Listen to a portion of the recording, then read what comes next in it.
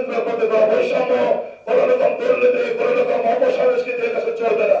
এটা আমাদের জন্য সাংস্কৃতিক জলের আহ্বান। বন্ধুরা আমার, আপনারা সবাই ভালো থাকবেন, সুস্থ থাকবেন।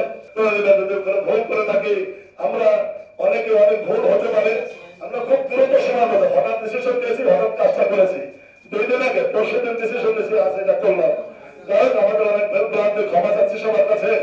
তাই সবার কাছে একটি কথাই বলতে চাই, পরিশেষে কবিতার ভাষায় বলতে চাই, সুতলা সুফল শস্য সবল অমর কীর্তি গাথা স্মৃতি খেলা মহিলাম আমার বাংলাদেশের নাম। এই দেশ সাজানো 6টি ঋতুতে, গ্রীষ্ম বর্ষা শরৎ হেমন্ত শীত বসন্তে, আমরা চলচ্চিত্র ব্যক্তিরা সুখী আমরা সর্বকালে রাখি আল্লাহ যেই হালে, চাই শুধু বাংলার মানুষের ভালোবাসার অবদান। সবাই ভালো থাকবেন, সুস্থ থাকবেন, আল্লাহ হাফেজ। তিনি সর্বাধিক চলচ্চিত্রের পরিচালক দেলোয়ার জাহান জন্টু।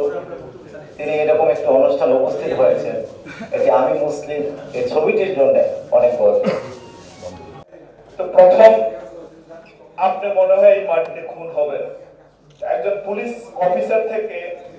আমি যদি এরকম মেসেজ পেয়ে থাকি, তো আজকে এই যে আমরা মুসলমান হিসাবে আমরা কি ধরনের দেশে আমরা বসবাস করেছি, এটা একটা ভাবনার বিষয় আছে।